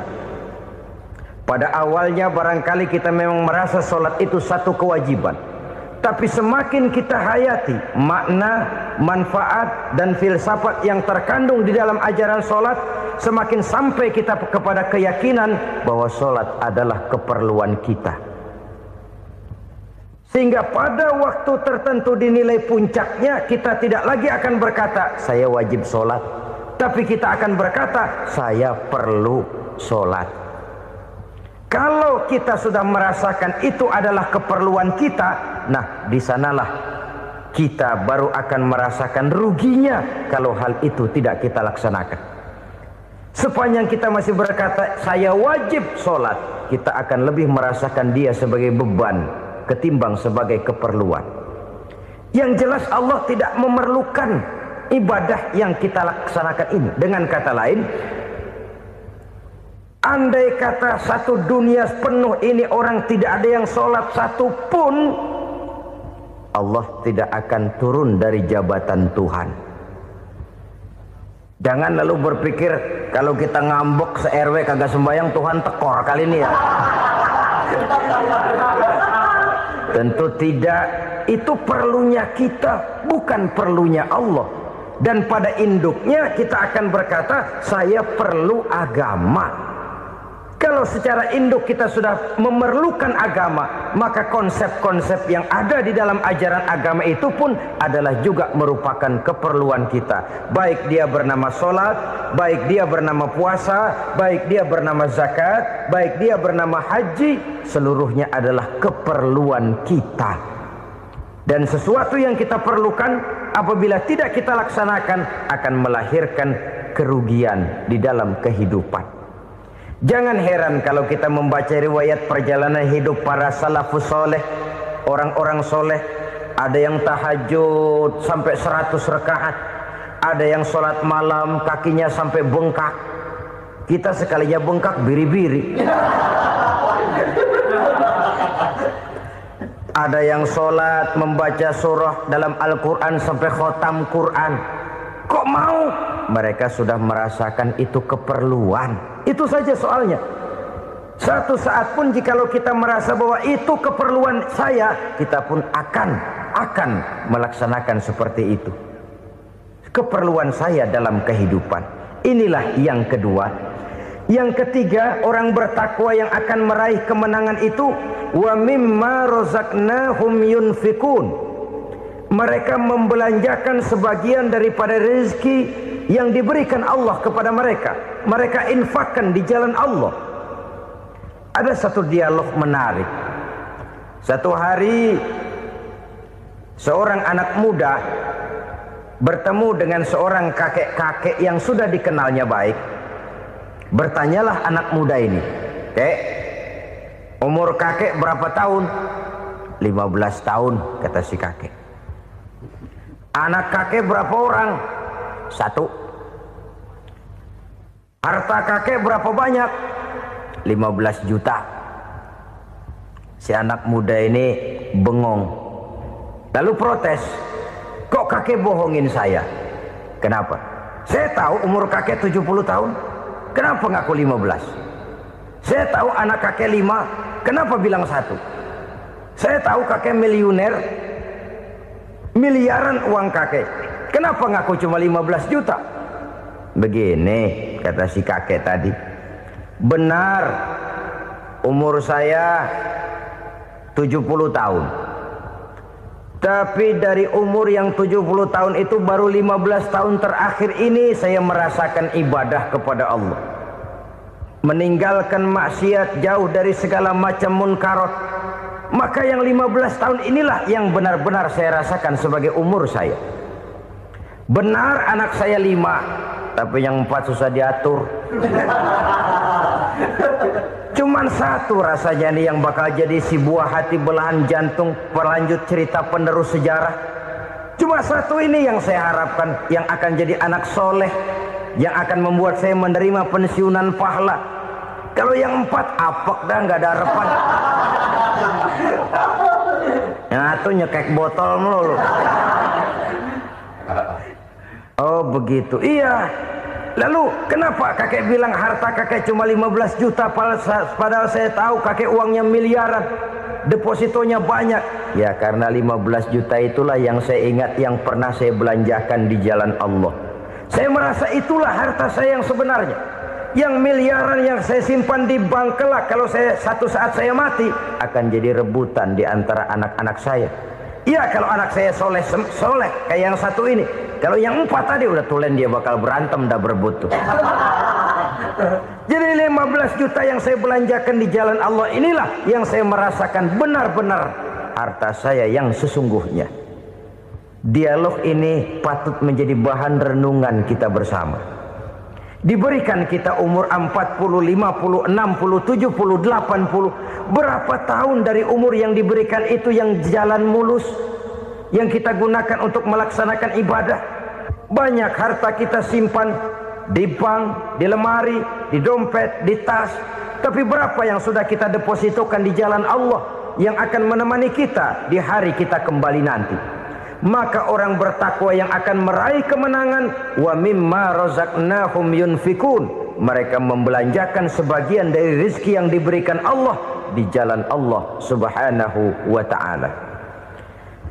Ma'asyiral muslimin rahimakumullah. Zahirnya memang kita memberikan kepada orang lain, tapi hakikatnya kita menyimpan untuk diri kita sendiri. Kita memberikan kepada yatim piatu 25.000. Zahirnya kita memberikan si yatim, hakikatnya kan kita cuma nyimpan. Saya berikan titip kepadamu, ini untuk saya di akhirat. Kau boleh belikan baju, kau boleh belikan untukmu makan, kau boleh bayarkan sekolahmu. Ini untuk saya. Hakikatnya kita nyumbang masjid 1 juta, zahirnya kita berikan kepada panitia masjid, tapi hakikatnya kan cuma titip 1 juta ya untuk saya di alam kubur nanti. Silahkan kau boleh belikan semen, ini uang, belikan besi, belikan pasir. Saya cuma sekedar titip untuk kepentingan saya. Hakikatnya kita cuma sekedar menitip. Sebagaimanapun pada hakikatnya, apapun yang kita miliki dalam kehidupan kan cuma sekedar hak guna pakai, bukan hak milik mutlak. Harta kita, rumah kita, kendaraan kita, kebun kita, pabrik kita, hak guna pakai saja. Hak milik mutlak cuma untuk Allah Subhanahu wa ta'ala. Saudara-saudara kaum muslimin rahimakumullah. Ini yang ketiga. Kemudian yang keempat, orang-orang bertakwa yang akan meraih kemenangan, allazina yu'minuna bima unzila ilaika. Mereka yang beriman, mereka yang percaya kepada apa yang telah diturunkan kepadamu Muhammad, ay Al-Quran, yakni Al-Quranul Karim.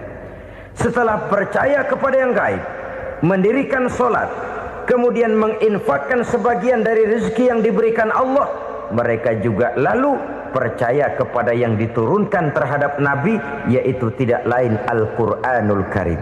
Sekali lagi di sini, percaya bukan hanya sekedar percaya saja, tetapi percaya lalu menjadikan Al-Quran itu sebagai pedoman hidup. Sebab memang Al-Quran itu adalah GBHM, garis-garis besar haluan muslim. Apa yang harus kita lakukan, apa yang harus tidak kita lakukan, bagaimana mestinya kita bertingkah laku dan berbuat, seluruhnya tercantum di dalam Al-Quranul Karim. Itu sebabnya ketika satu hari Aisyah ditanya bagaimana akhlak Rasul, beliau menjawab, kana Rasulullah sallallahu alaihi wasallam khuluquhul Quran. Akhlak daripada Rasulullah tidak lain adalah Al-Quran. Jawaban simpel ini memberikan gambaran bahwa keseluruhan daripada konsepsi Quran sudah diterjemahkan dalam kehidupan Rasulullah Sallallahu Alaihi Wasallam. Karena kita tahu akhlak adalah keseluruhan dari gerak hidup manusia. Sejak ia berpribadi, berumah tangga, bertetangga, bermasyarakat, sampai kepada berbangsa dan bernegara, Al-Quran tetap memberikan sentuhan nilainya. Oleh karenanya, orang-orang yang bertakwa adalah orang-orang yang menjadikan Al-Quran sebagai pedoman dalam kehidupannya. Dan kita yakini Al-Quran diturunkan kepada Nabi Muhammad bukan merupakan produk Nabi Muhammad.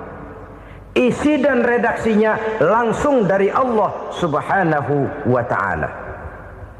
Kemudian cirinya yang kelima, orang bertakwa yang akan meraih kemenangan itu, wa ma unzila min qablika.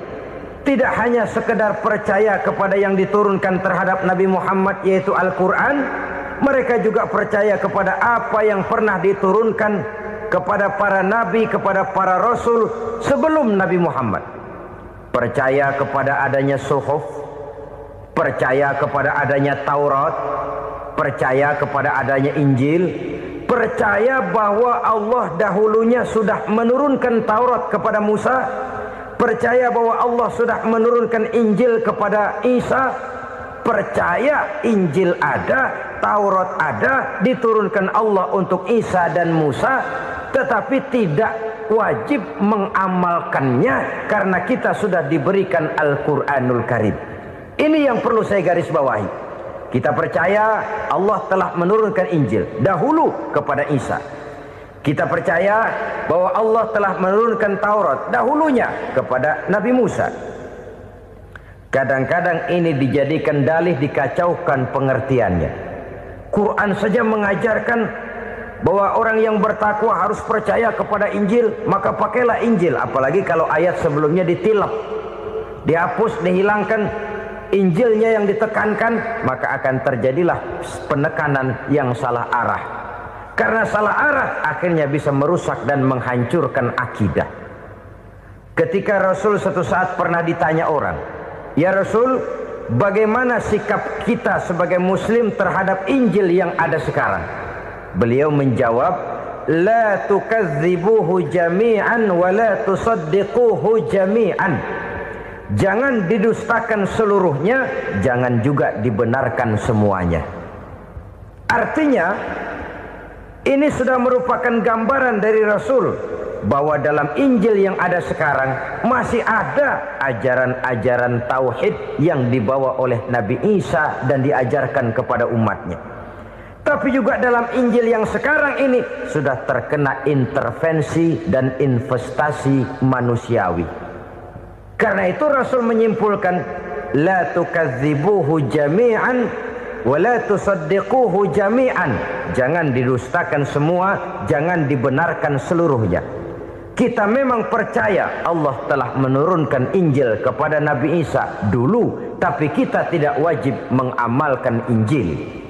Kita percaya Allah telah menurunkan Taurat kepada Nabi Musa, tapi kita tidak wajib mengamalkan kitab ajaran Taurat. Yang wajib kita percayai dan kita amalkan hanyalah Al-Quranul Karim.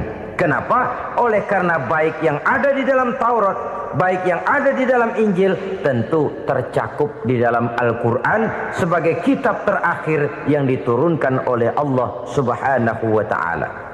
Dan itu wajar. Kalau seorang pejabat mau mengeluarkan satu keputusan baru, tentu dia harus meninjau keputusan-keputusan lama. Andai kata dianggap tidak berlaku, dianggap tidak relevan lagi, maka keputusan-keputusan lama itu tentu sudah dianggap tidak berlaku. Sebagian daripada aturan-aturan dalam keputusan lama yang masih dianggap relevan tercantum dalam keputusan baru yang wajib diamalkan. Begitulah hubungannya antara Al-Quran, Taurat, Zabur, dan Injil.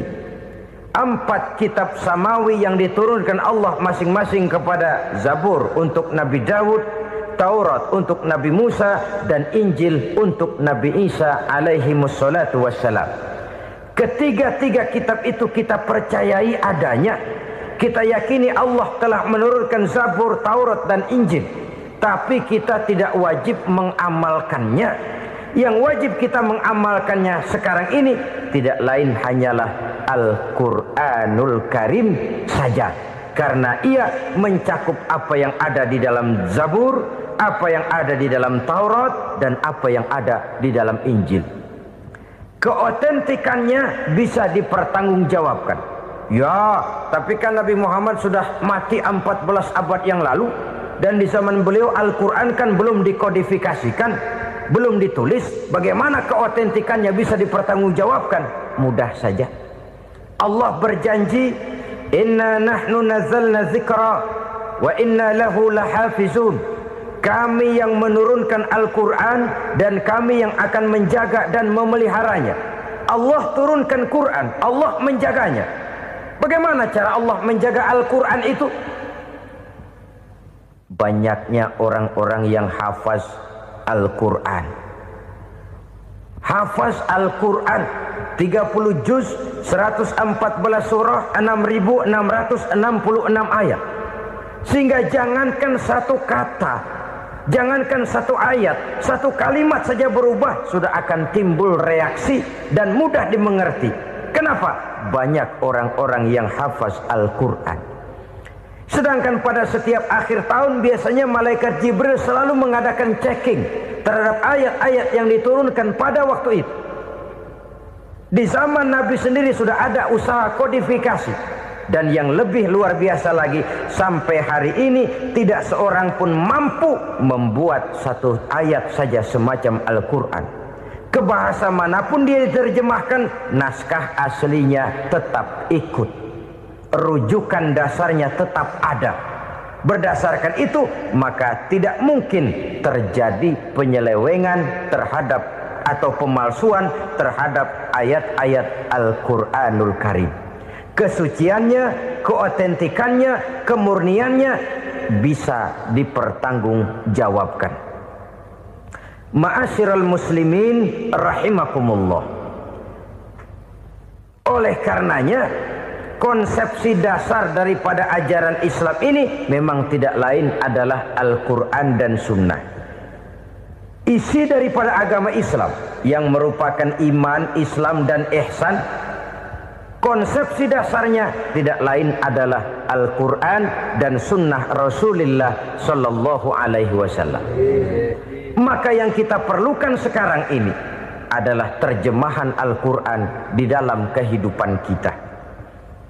Dengan demikian, maka gaya kehidupan yang lebih Qurani itulah yang kita dambakan. Kita perlu memang terjemahan Quran dalam bahasa Inggris, dalam bahasa Belanda, dalam bahasa Jepang, tapi yang lebih kita perlukan adalah terjemahan Quran di dalam kehidupan kita.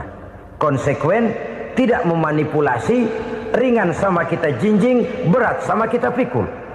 Jangan kalau lempengan ayat Quran tuh kira-kira enak diamalin, keras teriakan kita. Giliran kira-kira ayat Quran itu mukul kepala kita sendiri, diam kita. Itu ciri yang pernah disindir Allah dalam awal-awal Baqarah juga. Ciri beragamanya orang yang munafik.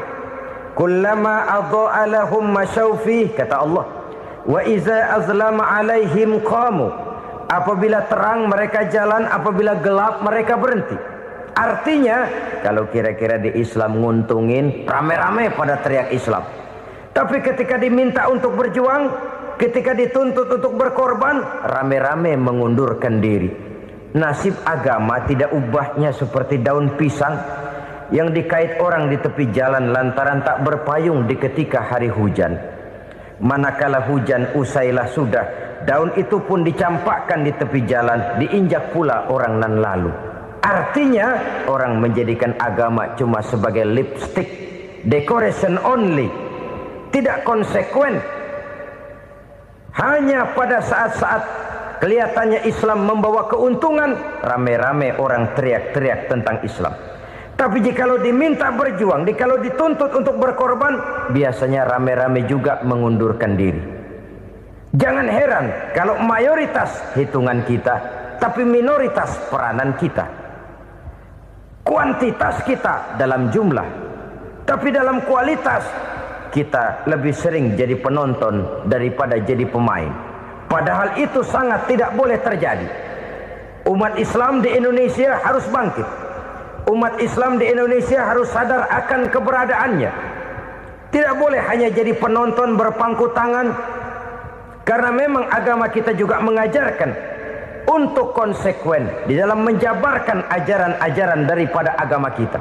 Kita sering jatuh menjadi umat yang lemah oleh karena kita ini tidak pandai menggalang kebersamaan yang diakibatkan tidak konsekuennya kita. Diistilahkan bahwa umat Islam di dalam menggalang kebersamaannya itu harus seperti orang main sepak bola. Saudara-saudara kan tahu orang main sepak bola itu. Orang main sepak bola, kalau pertandingan belum dimulai sih silakan saja kumpul di luar lapangan, atur strategi yang baik. Tapi kalau pertandingan sudah dimulai, turun ke lapangan hijau, jangan kumpul terus.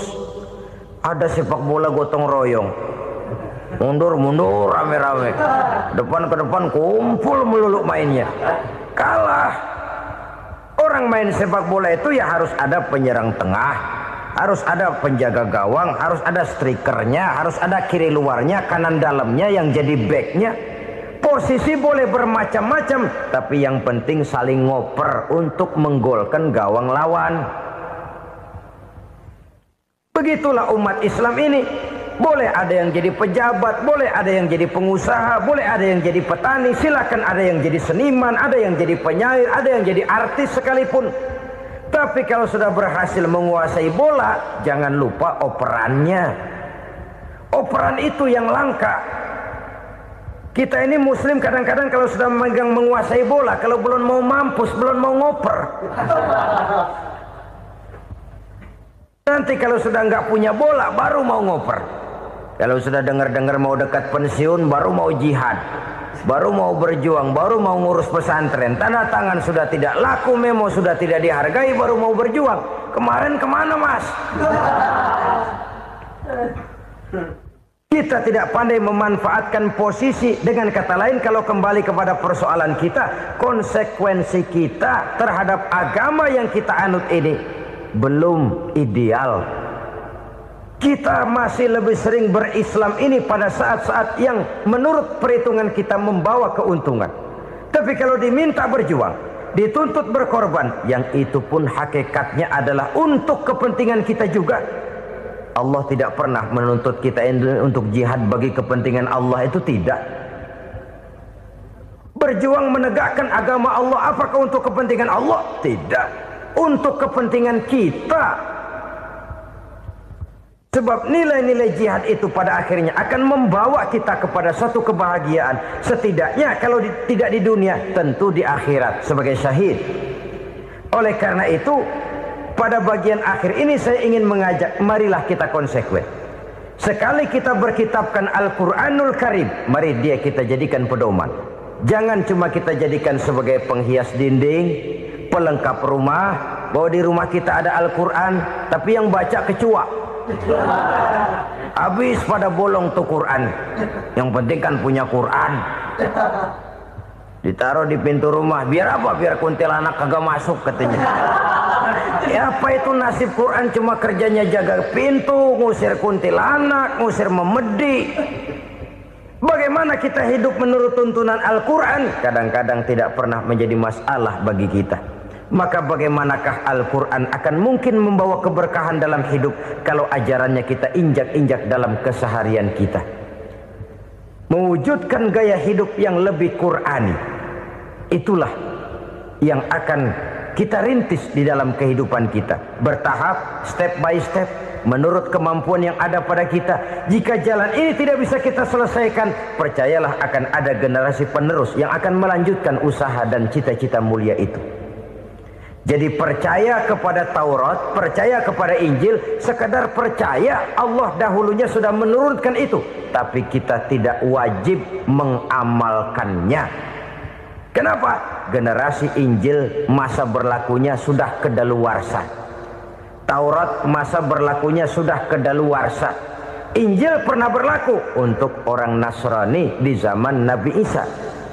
Taurat pernah berlaku untuk orang Yahudi di zaman Nabi Musa. Setelah generasinya berlalu, datang Rasul penutup yang membawa Al-Quranul Karim, maka Al-Quran itulah yang berlaku menjadi pedoman sampai hari akhir nanti. Jangan jauh dari Al-Quran, karena apabila ini kita lakukan, maka kita akan kembali kepada satu gaya hidup yang jauh dari tuntunan agama, dan itu artinya kita akan semakin jauh untuk meraih kemenangan. Saudara-saudara kaum muslimin rahimakumullah. Yang keenam, yang terakhir, orang-orang bertakwa yang akan meraih kemenangan itu wabil akhirati hum yuqinun. Mereka percaya, mereka yakin seyakin-yakinnya akan adanya hari akhir, di mana seseorang akan mempertanggungjawabkan seluruh perbuatannya di dalam hidup ini. Dan tidak ada satu perbuatan yang bagaimana kecilnya sekalipun yang tersembunyi dalam pandangan manusia yang tidak akan dibukakan persoalannya di mahkamah Qadi Rabbul Jalil di akhirat nanti. Itulah sebabnya maka percaya kepada akhirat disebut secara khusus. Padahal di awal tadi sudah dijelaskan yu'minuna bil ghaib, percaya kepada alam gaib, dan alam gaib ini termasuk akhirat.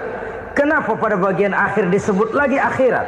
Karena ternyata bahwa kepercayaan kepada adanya akhirat merupakan induk dari kepercayaan terhadap adanya malaikat, setan, jin dan lain sebagainya, dan akan lebih memberikan sugesti dalam kehidupan manusia untuk meluruskan gerak hidupnya. Jikalau satu saat tergerak hati akan berbuat kejahatan, ingin mencuri, sadarlah, awas ada akhirat. Sebab kalau kita cuma teriak awas ada polisi, itu cuma tertunda sementara, begitu polisi meleng embat. Kalau kita ingin berbuat jahat cuma berteriak awas ada hansip, cuma sementara ketika hansip itu ada. Tapi kalau ceritanya awas ada akhirat, mau menyeleweng awas ada akhirat, mau berjudi awas ada akhirat, mau mencuri awas ada akhirat. Keyakinan yang akan meluruskan gerak hidup manusia sehingga gerak itu jadi lebih terarah dan terkontrol, tidak merugikan baik diri sendiri, lebih-lebih orang lain. Ternyata bahwa kepercayaan kepadanya adanya hari akhirat sanggup menjadi sumber daya kontrol dari kehidupan manusia, sehingga ia tidak terjebak dalam perbuatan maksiat dan munkarat. Saudara-saudara kaum muslimin, inilah saja yang kita bicarakan pada pertemuan kali ini. Semoga Allah subhanahu wa ta'ala memberikan kekuatan zahir dan batin kepada kita. Amin. Untuk dapat meraih kemenangan dengan beriman kepada yang gaib, mendirikan solat, membelanjakan sebagian dari rezeki yang diberikan Allah, percaya kepada Al-Quran, beriman kepada kitab-kitab yang diturunkan sebelum Al-Quran, lalu meyakini adanya hari akhirat. Terima kasih atas segala perhatian, mohon maaf atas segala kekurangan. Usikum wa nafsi bitaqwallah. Wassalamualaikum warahmatullahi wabarakatuh. Waalaikumsalam.